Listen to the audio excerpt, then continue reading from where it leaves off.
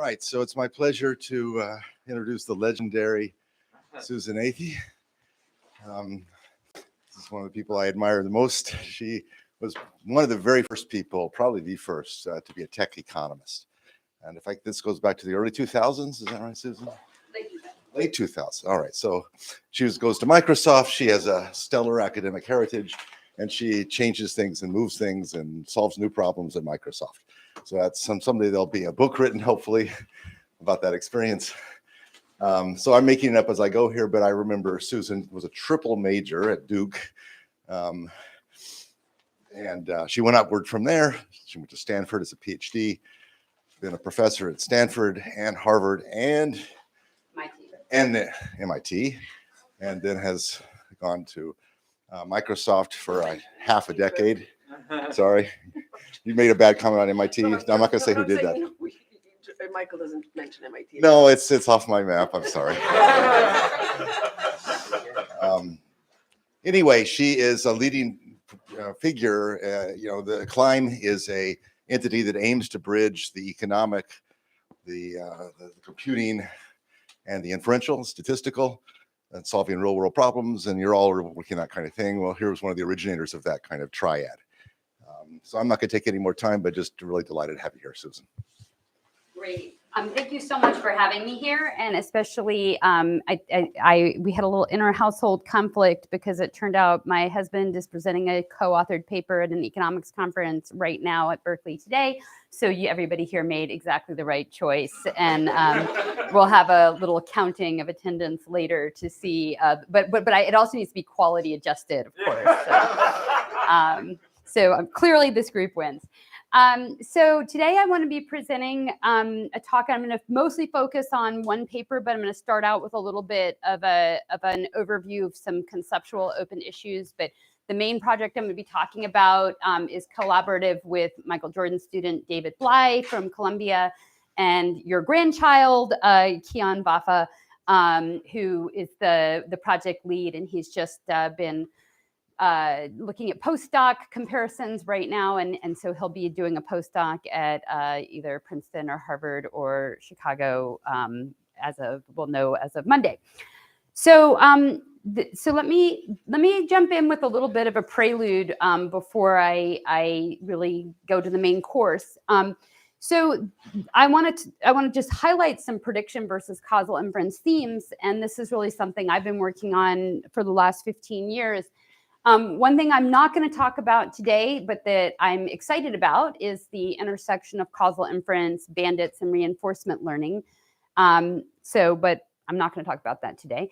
The second big theme that has been probably one of my main focuses, and the first kind of real foray I had into this intersection, one way to think about it is combining like old causal inference statistics and econometrics and insights with new machine learning algorithms to make them perform better. So a lot of the concepts are the same concepts we had for the last 30 or 40 years of causal inference, but there were many things that just weren't working very well because they were supposed to be non-parametric, and we were just really bad at implementing that. But when we put that old semi-parametric theory together with new algorithms, we also came up with some new insights and some new tactics. So tactics that actually helped predictive machine learning be better, and insights that also helped along the causal inference theory as well. So just some examples of those insights were that, when machine learning models are doing bias variance trade-off, they're going to regularize. If they're just trying to optimize for predictive objectives, they might regularize away things that are important for causal inference objectives. So they might ignore covariates that are important for reducing bias and estimating causal effects. And so a lot of the operational contributions here were figuring out how to change the optimization and how to change the objectives of the machine learning algorithms to make them work better. And that's a theme that's going to come up in the main course today. But there's been a bunch of other incarnations of those themes. I would say that something that's more has also been getting attention, but I would say is like less clearly solved, so I say developing areas for conceptual work, are the connections between causal inference and fairness, causal inference and interpretability, causal inference and stable supervised machine learning, generative models and causal inference. And so one reason that these are sort of conceptually, so up here, a lot of this work has focused on like a binary treatment or a single dimensional treatment, or, you know, there's a little bit of it has gone beyond that, but it's often, you know, the causal part is sort of relatively narrow and manageable. And in the general learning literature, and certainly as we get into these generative models, the dimensionality is sort of just explosive. And so even if you kind of have theoretical concepts, there's more conceptual work that's needing to be done to map conceptual concepts that, like, maybe like hypothetically you can have enough data to do something well, to like you will just never ever atoms in the universe have enough data to do them well. So you really need concepts that grapple with the lack of data. So that's kind of, so today I'm going to be making some connections between here, but I also just wanted to highlight I think there's more conceptual work to be done. Okay, but before I get into this, I know not everybody here is an expert on causal inference. It gets harder and harder to give these talks over time, as I don't want to bore people, but I also don't want to assume anything. So I'll just kind of run through some basics very quickly to get started. Prediction classification, can I use X to predict or classify Y? Targeted treatment assignment, they're asking the question, what's the difference in counterfactual outcomes if I assign an individual to A versus B? So those are two different types of problems. Where and why does this actually matter? Well, there's kind of two pieces. One is that if you want to do causal inference, there are a bunch of settings where there are theorems that say you just can't. And when I first went to Microsoft in the late 2000s, I would have machine learning folks argue with me and say, no, Susan, you just don't understand how good our algorithms are. And I'm like, no, I have a theorem that says no matter how good they are, you cannot answer this question. And that those theorems are really nice because it kind of ends the argument, although, you have to get people to listen to you long enough to state the theorem. But eventually, if you're persistent, you can get there. And so the theorems basically, will say things like, if you don't have the right kind of variation in a treatment, then even with infinite data and perfect algorithms, you still can't figure out the causal effect. So you need certain types of variation. And then, as I mentioned earlier, there's also then the issue of if you do have the variation, you need to make sure that when you optimize your estimation, that you're optimizing for that right objective. The second set of questions are around statistical power. And so even if you hypothetically have, past a good variation, experimental variation, quasi-experimental variation, it might not be powerful enough.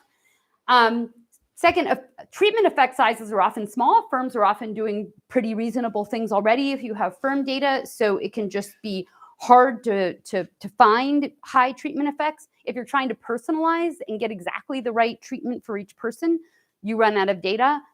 But a place where you really run out of data is if you have multidimensional treatments, because then everything's combinatorial. And so in principle, like, both having independent variation, say you have 10 treatments or 20 treatments going on at the same time, whether it's all the different things on a web page, you need like everything else held constant and each one of them independently varying. That just gets really hard. And so one of the ways this is, I think, has received a lot less attention is how to do multidimensional causal inference as well as you possibly can in a world where you really, really aren't going to be able to fully solve your problem. You're going to have to make functional form assumptions. There's just no way out of it. So let me talk a little bit about, like, again, just some examples of like why it matters and also why it's a little bit subtle why it matters. So this is an example I used to chat about with David Bly. When we started working together, we had younger kids, his especially. And so, you can think about your preferences for two items, coffee and diapers. And there's a correlation. And it turns out, actually, if you look in the data, there really is a correlation between people who shopping for diapers and shopping for coffee for obvious reasons. But there's a correlation question. Just do they go together? And like, yes, if you want to predict whether somebody buys diapers, knowing whether they bought coffee is helpful. But the counterfactual question about pricing might be, what happens to the purchases of diapers if the price of coffee changes? That's a good question to think about, because you're probably not going to skimp on diapers. Like your kid's going to keep pooping whether or not you can drink your coffee. So you're going to keep buying your diapers. Okay. And so I can think about what's the effect on diaper purchases of a change in the price of coffee. Depending on what happens, if I make coffee more expensive, if you then switch positively to diapers, they're substitutes. If you make coffee more expensive, you buy less coffee and you buy less diapers. They're complements, or else they might be independent. Now, even to know, like, why do you care which one is which? For some purposes, you might not. Like, a coffee coupon will attract people to the store who buy diapers. So before you get to the store, if you're trying to just attract a certain type of person, you might not really care whether they're complements or just correlated. But once you get to the store, then changing the price of coffee isn't going to necessarily change the purchase of diapers. Now, Pat's scowling at me a little bit. I'm ignoring budget constraints. Let's just assume we have consumers who are going to be able to afford their diapers. So that's the general concept there. So one of the things that I worked on with David Bly and one of his former postdocs, Fran Ruiz, was trying to understand how you could possibly estimate complementarities among, in this case, we looked at 5,000 products. And so if you think about all the different shopping carts you can put together out of 5,000 products, that's a very, very, very large number of shopping carts. So it's a combinatorial problem. You'll never estimate all the parameters necessary to compare shopping carts. Of course, consumers also don't have enough brain cells to compare, 2 to the 5,000 shopping carts. So one of the things we did in the paper is we estimated a model based on a heuristic about how consumers thought about their shopping problem. And the second thing we did was we assumed only binary interactions, and we used matrix factorization to reduce the dimensionality of those interactions. So this is a problem where you can think of, like, there's multiple causes. There's 5,000 products, there's 5,000 prices, there's 5,000 prices that can get changed. That's going to change your choices over lots and lots of bundles. So this is a very high dimensional causal problem, basically impossible to solve. And you for sure you don't have enough price changes in your data to trace out that surface perfectly, but nonetheless, we made an effort at it. These are some of the successes. There's also a lot of failures, but since machine learning publications don't make you show your failures, you can just show the successes. So that's what I'll show you. So here we infer just from people's purchase data that say hot dog buns are complements with other types of buns, or that mustard is complements with buns. Now, some of this, even they're not perfect complements. You have to think about in what way are they complements. Like, I'm having a party and I want to have a variety of things versus, they actually go together. Okay, so this is like an attempt to head-on tackle causal estimate with lots and lots of causes, but it's very imperfect. In thinking about this, there's just a couple of key concepts to keep in mind. It's useful to have some notation for this. So we use potential outcomes. Potential outcomes are saying, what would your outcome be if you had different values of the causes? The fundamental problem of causal inference is that you can't see the same person, both treated and control, at the same time. So there's a systematic missing data problem. And counterfactuals are about what happens if I change the treatment assignment while holding other characteristics fixed. Now, if I translate that just into like pure statistics, it's what's one of the ways that this is important is the counterfactuals are contemplating a different joint distribution of treatment and observed and unobserved characteristics than you saw in your training data. That's kind of fundamentally what's going on. Now, a nice thing about causal models is they have desirable properties. Interpretability, like if I estimate a counterfactual quantity, like what happens if I change prices, by definition, that's interpretable. Like I have stated a question, an economic and statistical question, and it has precision. And of course, you can argue about whether I've answered the question or not, but it is a clear conceptual question. So it's just interpretable like out of the gate. And by being forced to write down the notation and speak in clear language, precise language, you've got interpretability right away. Now, if you actually succeeded in estimating a causal model, it's also got these nice things like stability and fairness. Because if there's, if there's really a relationship between the fact that I have degrees in mathematics and computer science and my accomplishments, then my gender becomes less important. And you've really understood what it is that's mapping from me to my accomplishments. You know nothing about me, then my gender would predict that I'm less likely to have published a bunch of papers in computer science journals. So, but that's a problem of having a model that's using something that's correlated with my outcomes, my gender, rather than something that directly relates to my outcomes. So a lot of these things about fairness and bias go away if you have a very carefully articulated causal model. So put another way, spurious correlation and observables are the source of a lot of problems in machine learning. Machine learning regularization ignores covariates that might be important, say things that might be correlated with gender, and that might be that might have a causal effect, and so on. Okay, so I've taken some initial steps in that I feel this is not finished, but I have a series of papers about stable machine learning. If you're interested, I have a perspective in Nature Machine Intelligence last year that tried to connect some causal ideas with just supervised learning. And so these same ideas will be even more complex when applied to generative machine learning. So one way to think about this, and there's more than one way, by the way, other people have tried to do this mapping differently. I think ours makes more sense, but you can decide. The way that we tried to look at this is we said, say for image classification, you have a photo that can be digitized. There are characteristics of the photos. And then based on the characteristics of the photos, human labels would be the outcomes. And so if I think about, here's a picture of a dog on grass, how do I think about the causal effect of elements of the picture on the label? Well, a true causal relationship might be that the dog's characteristics, the true features of the dog, are what lead a human rater to rate it as a dog.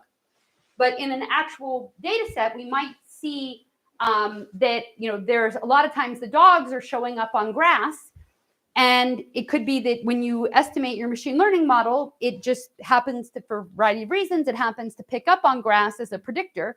So in your training, in a similar data set, that'll work just fine. But if you move to pictures from people who live in high rises in a city, you might not be as good at getting the dogs right.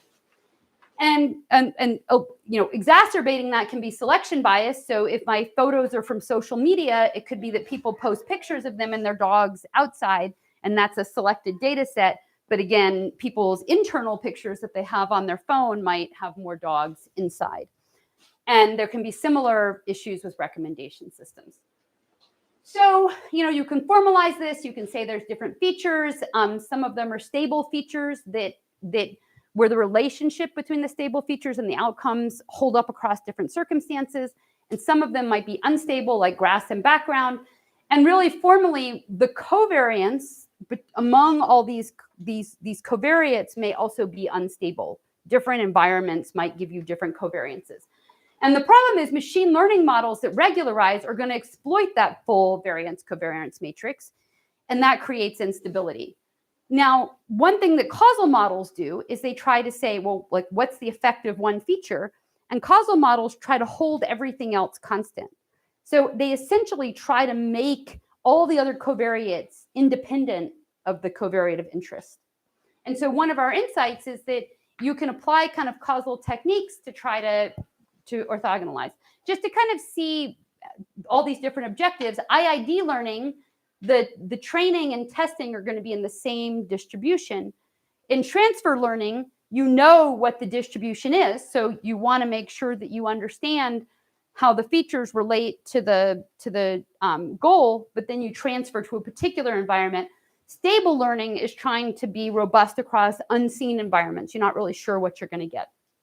And so the nature of a bunch of our algorithms is that they try to reweight the data to decorrelate the data so that the learning algorithms don't exploit these spurious correlations. Now that, of course, increases variance, so there's a trade-off. It reduces performance. Okay, so with some of those big picture ideas and visions in place, and also hopefully some hints of where I think the literature still needs to go, let me jump into this very specific project. So what we're trying to do is model labor market data. And what economists usually use to, especially in the US, to analyze people's labor market trajectories are longitudinal survey data.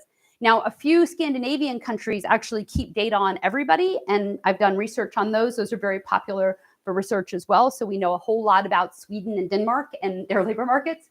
But in the US, which is different than Denmark and Sweden, we have these much smaller survey data sets. So they ask people, they get a representative sample, and they ask people what's their occupation, what's their educational degree, what's their wage.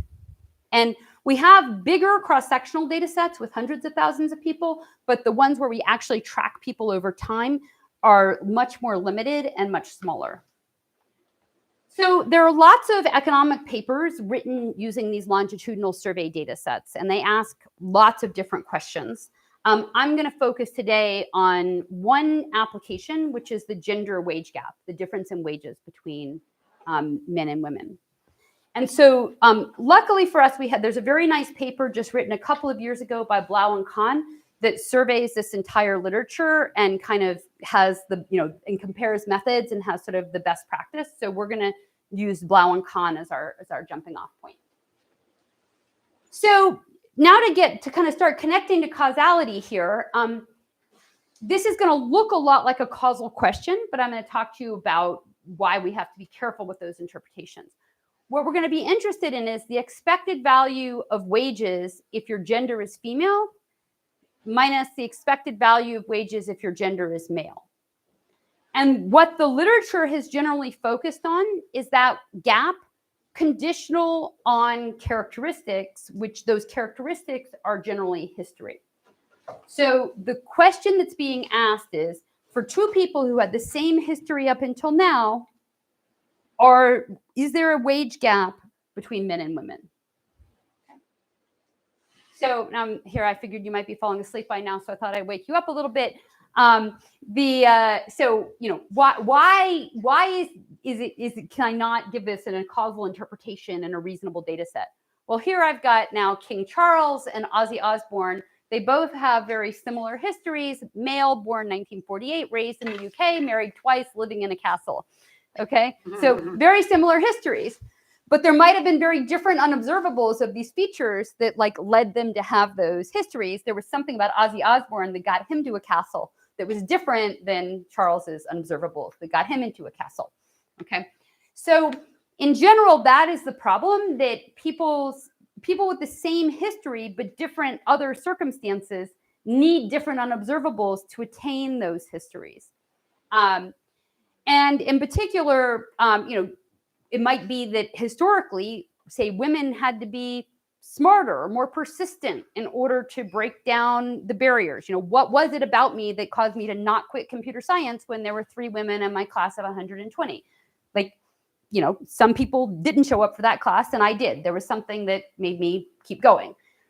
And so that's an unobservable about me. And so also, adjusted wage gaps are not directly measures of discrimination because, again, I had to choose to go there. Maybe there was also professors telling me what to do. And so if they discouraged me from being in that class, then the fact that I persisted also, or that I wasn't in another class might be a function of discrimination. So as a result, these things don't have a causal interpretation, but actually, other than those caveats, the methods we use would be very similar in the sense that in causal analysis, we want to compare apples to apples. It's the same kind of goal here. We'd like to compare men and women who are similar as possible given what we see. And that'll narrow things down. So the way this approach was done in economics is that you basically build models of wages as a function of gender and their histories and estimate the wage gap as it is. And the big problem is with thousands of observations, we used very crude X's. So even though the data might be very rich, you can see, all these different jobs you had and the sequences you had over time. In the existing models, because of lack of data, you end up with just a few covariates, like what's your current job and how many years of experience you have. And I'll show you that that's not just because people were stupid or lazy. Like that is the best, that is sort of the best predictive fit you can get on a small data set without without some way to augment the data set. So that kind of leads us to our challenges. We have then 3 challenges. One is we want to model low-dimensional representations of history from high-dimensional sequences. We want to do that given that we have small data sets. And third, and this is really the one that's most interesting, I think, is that we want to do that in a way that doesn't create artificial wage gaps. And I think, so why should you, if you're not like directly working on causal inference, why should you pay attention to this talk today? Well, you just have to open Twitter today or open the newspaper and everything's like, oh my gosh, like AI is going to take over the world, ChatGPT, oh my gosh. And wait, well, and it might be biased in this way or that way. And who knows all the way it's going to make the world go wrong. But it's very difficult to like wrap your hands around, how would I know? How would I know it was biased? How would I make it less biased? And so in this very narrow problem that I'm going to talk about today, I'm going to show how you would change the training of a model, an LLM model, to make it less biased in a particular way. So now I'm not claiming that I have the solution to make ChatGPT less biased, but it's actually the same category of models. So this is like one tiny step in that direction. Okay, so on the path to get there, this is all be pretty familiar to you, but what we're trying to do is come up with low-dimensional representations. So we have a complicated history, and we want to translate that into a simple vector. So we're going to be inspired by transformer neural networks, which have very successfully lately. We started this paper more than a year ago, but we were prescient. Now more people come to my talks because they all care. Even my kids care about all of this now. So, sequences of text are very similar to sequences of jobs. And so it's not surprising that the models that work really well for one will work really well for the other. And so that's what we're going to do. Now, relative to the vanilla LLMs, we're going to make a couple of changes to make them perform better in our environment. The first is that, and I guess, I don't know what ChatGPT is using. They probably have some of this too, but we're going to augment with covariates. So we're not just going to look for sequences. We're not just going to get the context from the sequence, but we're going to provide additional context, which is like the characteristics of the person, like maybe where they live or other kind of fixed characteristics of people. The second thing, and this is just very important for efficiently using the data, is that unlike text, where most of the time you don't say the 3 times in a row, with careers, most of the time you stay in the same job. And so we augment the transformer to have a separate model of whether you change at all. And so that modified architecture just has a much easier time fitting the data. And so that's a second improvement. And I should say, like for shopping data, we also had a similar kind of modification where most people don't purchase most things. And so just separately modeling the decision to purchase from, and it's called the nested logit in economics, but basically just that accounting for the correlation directly just really helps out. It gives a big lift so your architecture doesn't have to learn that by itself, that you tell it that it should learn that. Can I just ask you about this line? Yeah. So you have different times, 2010, 11, 12, 13, 14. Are you saying this is for the same person? Yeah. So the same person has a BA and then they have a JD, and these are the different jobs they had, and the question is, what is the next job that would be suitable for them? So in the data, what is the next job that they have? So I'm not yet saying suitability, but this is just the most likely next job is what you predict. So what you've added is the fact that you have a timeline. Yeah, well, I mean, text has a sequence, a natural sequence. So there's But like, you're saying that you're adding something to the model that. yeah, we're adding the fact that you are likely to repeat. So it's the likelihood of just repeating the same thing, which is special. So with words, it's kind of the opposite. But since there's so many words, you could imagine putting in a special thing in a language model to say that you're very unlikely to use the same word twice. But since there's so many words, that doesn't really add anything. But here, because there's so many jobs, but you're very likely to do the same thing twice, just directly making the architecture. Sorry for the do naive that. question. Oh, no, thank you. That's please stop me. So it just turns out that because that repetition is so important, it helps the architecture. Okay, so then the second thing, and this is where it starts to get a little more interesting now, is we want to figure out how would this work if we wanted to look at small data sets that are used by economists. So what we're going to do is we're going to basically build a foundation model for labor market sequences. So just like you can take all the text in the world and build a general representation and then bring it to a task, we're going to take a bunch of resumes that have just been posted on LinkedIn and posted in different places on the web that are coming from job sites, and we're going to use that to build a foundation model of transitions and use that to serve and then we'll fine tune that for the much smaller data sets. So of course, just like these general models and with the same concerns, if you just take everything that's posted on the web, some of it might be wrong or some of it might not be representative. So you worry about starting from this just general data in the wild. It's not perfect, but we're going to show that it works better than not using it. So we're going to start by learning representations of careers from resumes and just do that in the context of the resumes. And then we're going to do the transfer learning step where we fine tune we have this pre-trained function from the survey data set, and then we fine tune it in the much smaller survey data sets. And of course, and then one of the other key points is that the resume data, people don't post their salaries on LinkedIn, or there are some places where people post their salaries, but we don't. There's a lot of reasons people might misrepresent them or whatever else. So we are not going to use salaries from these. We were saying we generally don't have them. So we're going to use that representation.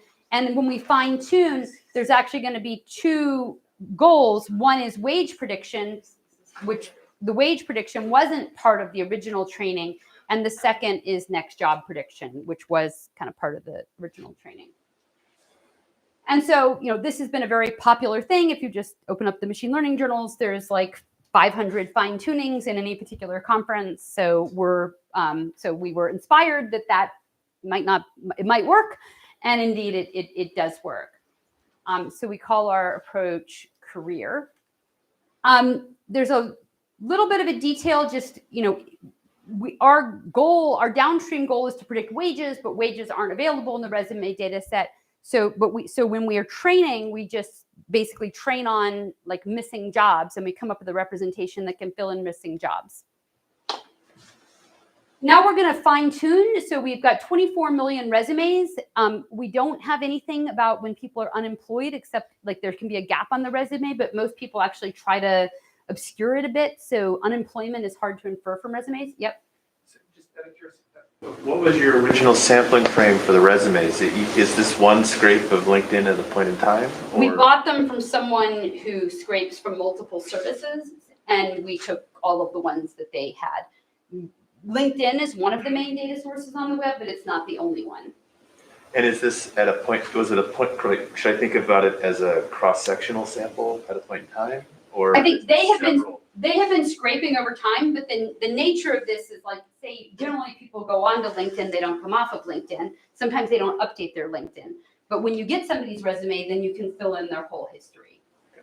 And so that's kind of, so you can think about it as that, so we got the median year is 2007, but that's because that's basically a function of the median age of someone who posted a resume, who had a resume online in 2018. But as you imply, there's a lot of sampling issues there about the history. Maybe people don't fill in, like if they're putting in LinkedIn, they're not as careful about the long ago history. So there's a lot of potential problems with this data. It's only got 7% manual labor. And it's got this particular data set we have, they've coded up location and education, but not gender and ethnicity. They could do that, and we could possibly buy that from them. That would basically be using machine learning to infer it. Yep. When you predict wages, do you have to account for inflation due to the price levels changing during that period of time that the data was collected? Yeah, so we account for that, and that's like the people just use standard methods to do that. So these are the different data sets. We're going to focus on the PSAD, which there's the years. It's a little bit complicated how the data set gets put together, but there's different cohorts. There's different concentrations of years.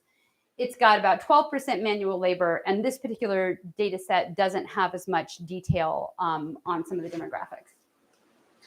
And so in one of our papers, we go into more detail on these other data sets, but here I'm going to focus on PSID. So we compare 3 models for predicting wages. The kind of Blau and Kahn specification, which turns out to it's a pretty reasonable specification. We've shown that if you use like gradient boosted trees or something like that, you can do better than this specification, but like not by a lot. It's not a terrible specification in terms of mean squared error given the data set size. And so it uses covariates and summary statistics about history to predict wages.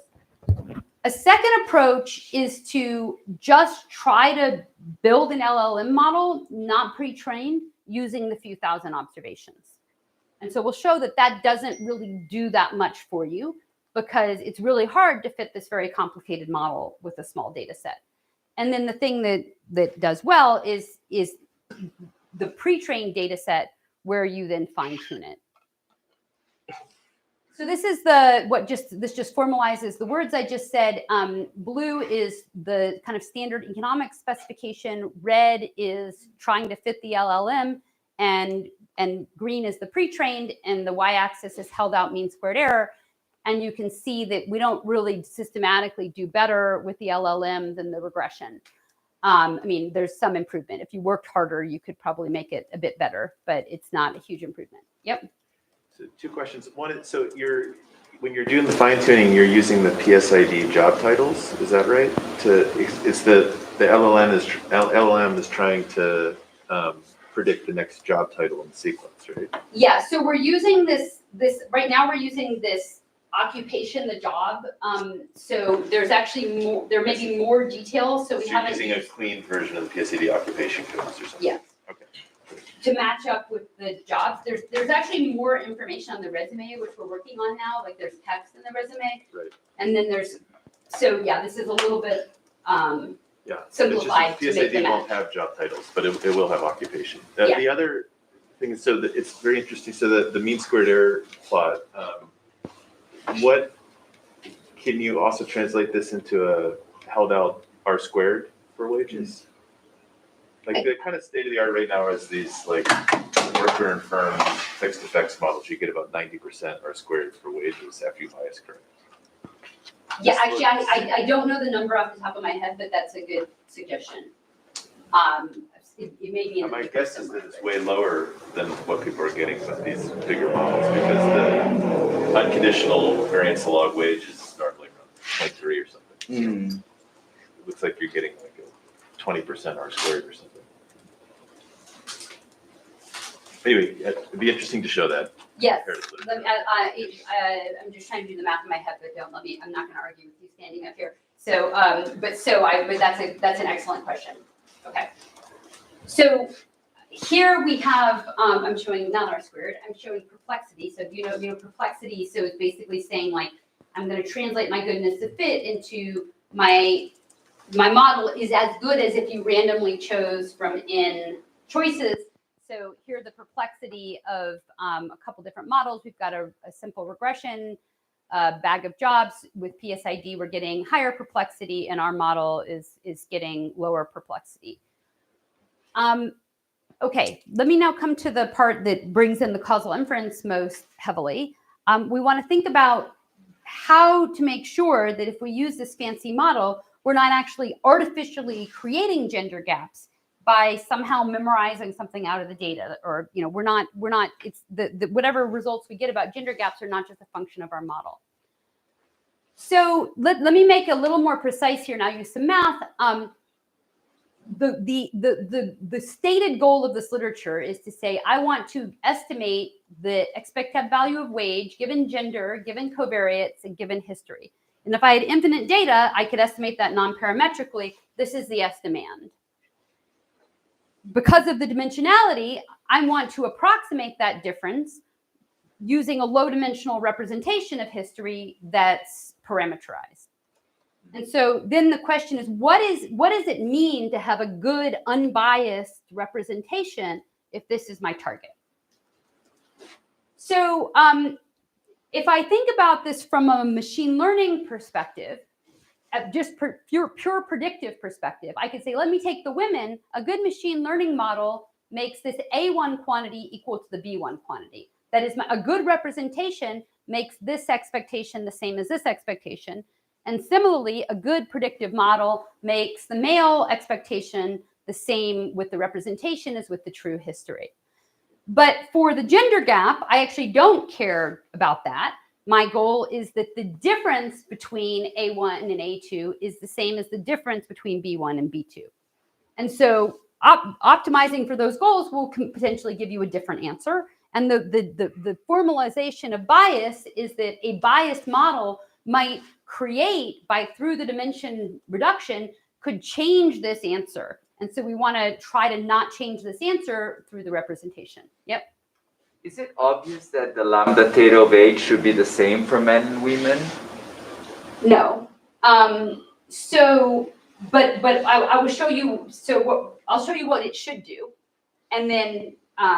But actually, this is in our PNAS paper, and then later in a paper by Jasikan, he kind of called it had these terms. I called it single tree and two trees. We were using trees as an example in forest, and he had a more catchy terminology, which was S learner and T learner, which sticks. But sort of the T learner the separate models would be like estimating them separately. And the S learner would be trying to estimate them all together. Each of them has problems, basically. If you have different models, like imagine this one selects variable 1 and this one selects variable 2, then you're like comparing apples to oranges. But on the other hand, if you try to lump them all together, then you haven't forced your model to do a good job for either one of them separately. So both of those have problems, and so that's part of what the literature has tried to do, is do objectives that will. But could you select the same variables but allow different weights? So, I mean, what you want to actually just state the objective that you want to solve, basically. So that's the way we've approached it, and that's the way the literature has approached it. So here we're going to say that this representation is valid for a gender gap if it's sufficient for gender. In particular, conditional on the representation, gender should be orthogonal to history. Yep. Can I, sorry to slow you down. Along the lines of Stefano's question, I mean, earlier you were alluding to what at least economists would call the problem of bad control, right? Yeah. You're saying, oh, you don't want to compare the men and the women who both got the computer science degree because the woman that was 3 out of 200 in this class is actually has unobservables that are different from the men. So I realize it's a separate issue of how to achieve identification, but it's possible that if you're worried about bad control, that you ought to be conditioning on a different functional of the history for the men and the women. Otherwise, the unobservables are not comparable across the two groups. Yes. So not tackling that in this paper. Okay, but I think that's the real reason to do what Stefano was saying, is that you're worried about bad control. So you ought to be comparing groups that superficially it's apples to oranges, but in terms of the unobservables, those different lambdas would allow apples to apples in terms of unobservables. Yes. So a much harder problem. Yeah. But I think in some sense the whole apparatus here tees you up to think about that problem, but we don't solve it. So here, what we're doing is we're essentially the thing that would cause you a problem is that after your representation, gender is correlated with history. That is, your representation simplified things, but people with the same representations actually had different histories in the past, and those different histories corresponded to different wages. That would be the problem. So what that boils down to is changing the training objective of the model to not just be goodness of fit, but also to incorporate the constraint that our representation captures everything about history that's important for gender. Okay? So actually implementing this is a pain in the butt, and I'm running short on time, so it's very badly behaved problem. And so I've tried this in multiple different contexts, and it often gets stuck. The thing that we are doing here is we do a two-step iterative algorithm where we first just fit wage, and then we project that onto the space of sufficient representations. And that two-step approach performed better than a whole bunch of other creative and elegant ideas that we had over the last year. And so that's what we got. So we're going to initialize this with pre-training, and then we're going to repeat until convergence. We're going to predict wage, and then we'll have early stopping based on a validation set, and then we optimize it to predict gender, and we make sure that we don't ever stop with where this is not succeeded well enough. That is where our representation isn't good enough in terms of capturing gender differences. Surprisingly, we find that in general, there should be a trade-off. We were trying, and in most of my projects, there is a trade-off. Like you're trying to predict one thing, and then the causal inference objective makes you do worse at prediction. For reasons we don't understand, it did better here. And so I don't know, our best interpretation is this is kind of regularization. Maybe Michael can help me explain later some other interpretations, but it's sort of a mystery. So in this case, there's no trade-off. Making it do better with gender just made it do better. All right, so then we do semi-synthetic experiments. I'm running out of time, so I'll just say that the projections matter when we have a misspecified model. So this is our best model, and this green thing is when we don't try to make sure that we fit gender well. And when we have a misspecified model, it matters more. Let me kind of jump to the conclusion. When we now apply all of this to the PSID data, there's a couple of key numbers. The unadjusted wage ratio is that women make 80% of men. You probably read that statistic in the newspaper. Hillary Clinton talked a lot about in her political campaign. If you adjust for covariates, but not the full history, you find that women make 88% of men. If you put in our full model, you find that women make 94% of men. And so that's saying that a big part of this unexplained gap was due to history. And of course, the step from 82% to 88% is a hint that like covariates matter a lot. And we knew that we were controlling for things in a crude way. So it's not shocking that controlling for things in a finer tuned way closes more of the gap. So about 60% of the previously unexplained gender gap is still unexplained, but 40% is explained just by using the same data that they already had, but they weren't able to fully use it because you couldn't find the right functional form in a very small data set. And we find that that's stable across time. We also look and see how much history do you need. So to get to our ultimate estimate, you know, if you cut off at like 1, 2, 3 years of history, you get much lower estimates. So using up to about 6 years of data starts to close the gap. Then we dive in a little more and we see where does it really matter. This is a set of histories where using more history mattered. For example, managers who were previously financial specialists get much higher wages than managers who were not. And so if you don't count for people who either had finance or tech in their management, in their history before they became a manager, you will understate their wages. So that's one big source of the gender gap is we have more men who have finance and tech backgrounds before they became managers. And that leads to part of the gender gap. that explains part of the gender gap. We do calibration in the paper just to make, and I'll just say we're well calibrated, so it's not a calibration error. One place where a couple places where histories don't make a difference. There's some jobs where just the occupation doesn't tell you anything. So physician, physician, physician, physician, lawyer, lawyer, lawyer, lawyer.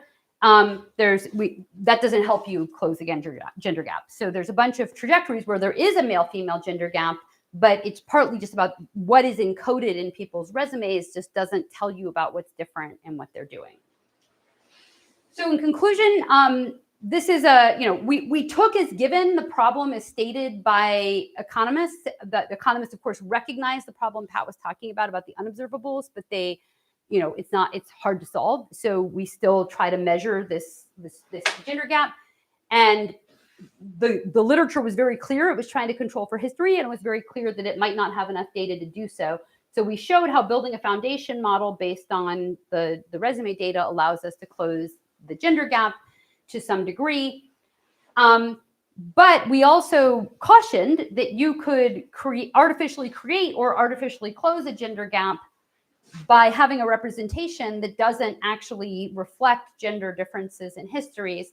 And so we showed how to modify the objective of the LLM to make it do that.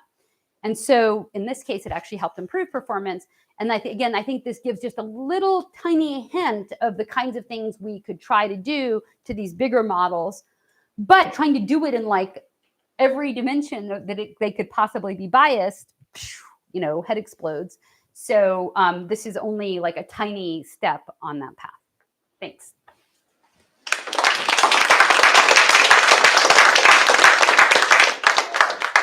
Fabulous talk, Susan. I was puzzling about whether keeping MIT in your trajectory would predict your salary. I left it out. But, anyway, are there questions or comments? I'm sure there's a lot. I can see expectant eyes. There is this area that I suspect you know all about, which when you use the word sufficient, it's sufficient dimension reduction. It's a very small part of statistics where you're trying to do regression. And instead of doing a PCA, projecting on that, and then doing a regression, that may be irrelevant to the y given x. Yep. So you want to have the y given x be non-parametric and find a subspace that best does that. And it has this kind of two-step flavor that you've done. So I don't know if you're kind of directly using that, but they have some theory there, not semi-parametric theory to kind of tell you how that works. And this very much has that flavor to me. Yeah, so actually I should go back and see if there's something more we can get out of that. Yeah, Dennis Cook at Minnesota has been the leader of that. It's like 5 people worldwide who work on it for their entire career. No one else works on it. It's kind of a strange little sufficient dimension reduction. Yeah.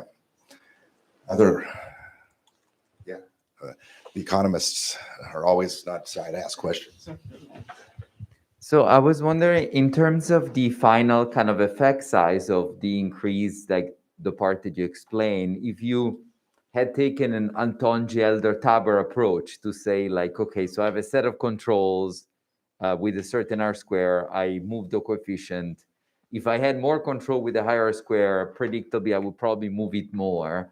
I wonder, like, maybe that's your square metric that Pat is saying, how that would line up with your increase in point estimate. So, right, basically relative to the base, you've increased your square, would have been in line to what you would have predicted if the knocking off the coefficient had been the same as you got from the basic controls that the literature was using before.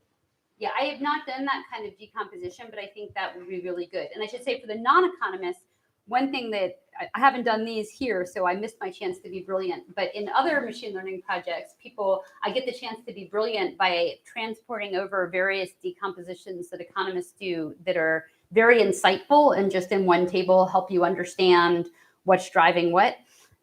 So there's other things like Gelbach decompositions that kind of try to understand like which collections of variables are responsible for moving a coefficient, and those are very interpretable. And again, for people who haven't seen them before, they'll think you're really smart. So I'll put some more of those in here, and you guys can check them out. But generally, decompositions are kind of a nice, and I think that is kind of a distinction I found in collaborating with computer scientists, that like going beyond like the goodness of fit table, I find that our fields over many, many years come up with some really nice diagrams or figures that provide insight. And those, I think, are lacking from the 10-page machine learning conference publication. So that's something you can get if you collaborate with an economist. Another question? Yeah, Eric.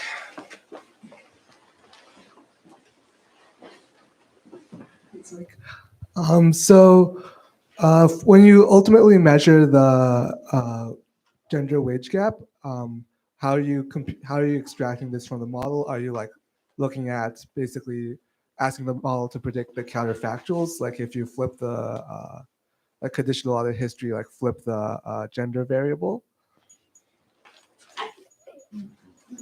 Yeah, yes. So, I mean, in the end, so in the parlance of causal inference, this is basically outcome modeling. I didn't go through this super fast, but I went through this super fast. But so in outcome modeling, it's just you have built a model that says if you put in these things, you're going to get a prediction. And so this is the estimand, this gap, and we are building this model, and then we can plug those in.